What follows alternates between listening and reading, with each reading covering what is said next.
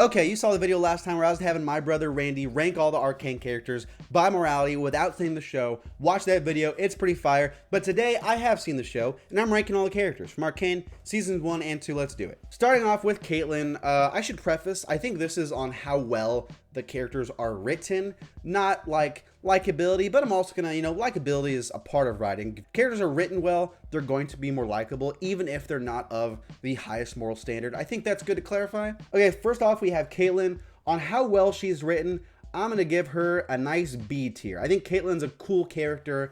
I enjoy her for the most part. There have been a few times it kind of loses me as far as like where they're taking her, but from start to finish, season 1 to season 2, I like where they took her. B tier's good. From there we have Mel. I don't think Mel's quite as good as Caitlyn. I'm gonna put her in C tier. Season 1, I feel like they develop her a lot more. Season 2, little thrown under the rug, doesn't do quite as much, kind of just popping up here and there. I think the whole thing with like the Black Rose and all that stuff, one of the not as fun stories in season 2, not as fun, entertaining, whatever you'll call it. Then we have Jace. I'm gonna put Jace in A tier. Jace is a cool character, one of the most important characters really outside of Vi and Jinx in the show. He's very important. Where they take him from 1 to 2, this interest in magic, to where it takes him with Victor by the end of 2, love it. From there we have Ekko. This might be a hot take.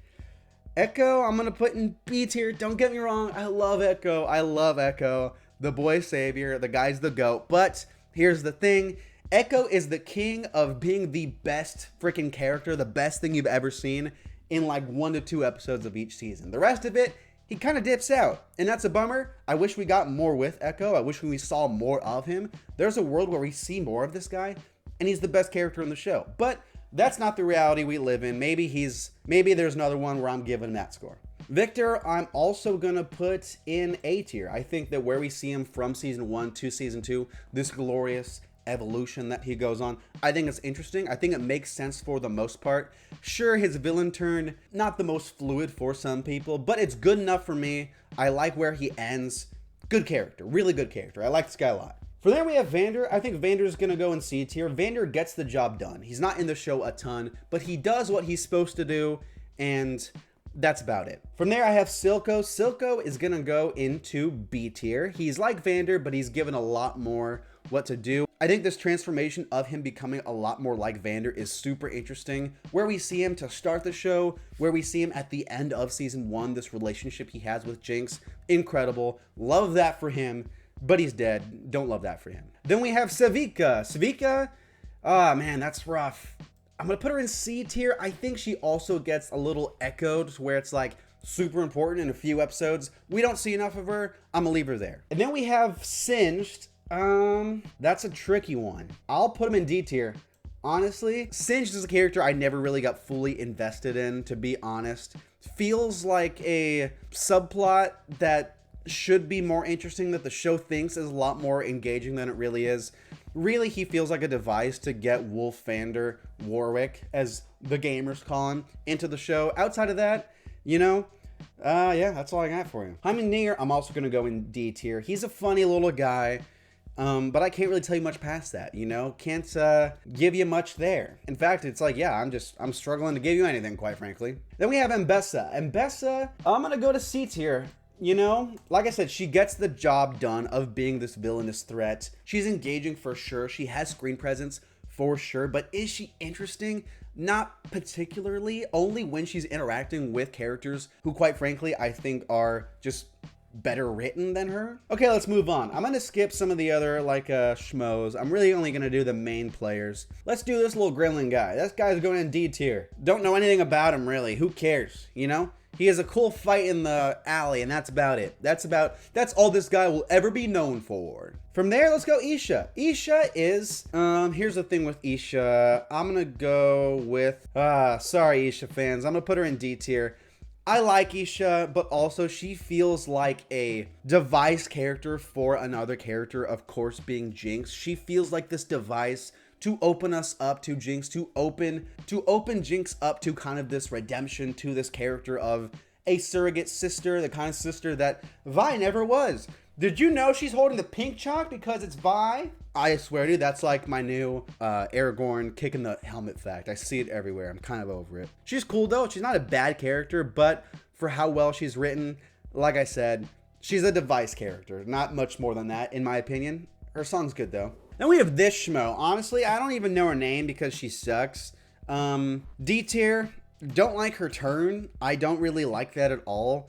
It's just like, you suck, dude. You suck. And I know that, like I said, it's not likability, but just generally, I wish I was invested in her more. I wish I could tell you more about her turn from a perspective that makes sense for the character, but I can't. It's like, you know, she's obviously power hungry. She's obviously terrified of Essa, and she's just like, okay, F it, dude. Caitlyn, you suck. And she sucks too, for like reasons that I'm like, okay, get over it. Sure, she's probably salty because she gets back with Vi, but like, honestly, suck it up, dude. My blood pressure is raising just thinking about her. Okay, then we got the last two, the big dogs. Vi. Can I be honest with you?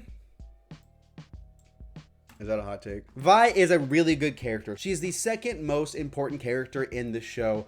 Obviously, not even like a bad sister. I don't want to call her that, but she makes a mistake in season 1, which I don't even hate her for. I think that's a very realistic thing to curse your sibling out for something like that. Something so crazy, like what Powder's responsible for. It makes a ton of sense that she's as pissed as she is. I totally get that. And where we see her go from season 1, I absolutely love it. Haley Steinfeld's great. Vi and her dynamics with a lot of the other characters is really good. Mainly Jinx. Secondly, Caitlyn. I'm gonna just say both. I don't even remember. Love that a lot. And there is a world where the list stops here, and I put Vi in S tier because, quite frankly, on this list, she's the best character. But we have to address the elephant in the room. Jinx is just in a class of her own, dude. I'm sorry. She's just like by far the standout, the shining star. Quite frankly, putting Vi next to her, a little bit of an insult to Jinx because I like her that much as a character. I think she's that well written. She's a character who is dealing with a lot of trauma, obviously from season 1, from the events of Vander, and from being really like excommunicated by her sister. Dealing with that and the way it manifests in herself and all this insanity and what that insanity leads to and what that leads to for more development is the best part of the show. It's the reason to watch the show, in my opinion, that and the absolutely beautiful animation. She has so many good relationships with Vi and with Ekko and with Silco, so many other characters. Hell, dude, throw even freaking Caitlyn in there, dude. Caitlyn in there. Great relationship with her and Essa. The most developed character overall by a landslide. In my opinion, I think she's terrific. I really hope we get that Ekko Jinx spin-off show. I want to know what happens. Every time she's on screen, I'm locked in. I'm dialed in. And yes, that's my video. That's all the main characters ranked. There are a few other goons who I'm like, don't really feel the need for. And that's that. Thanks for watching. New videos all the time. I got some analysis coming out on Sonic, on Cobra Kai, all that stuff. Thanks for watching. Catch you later.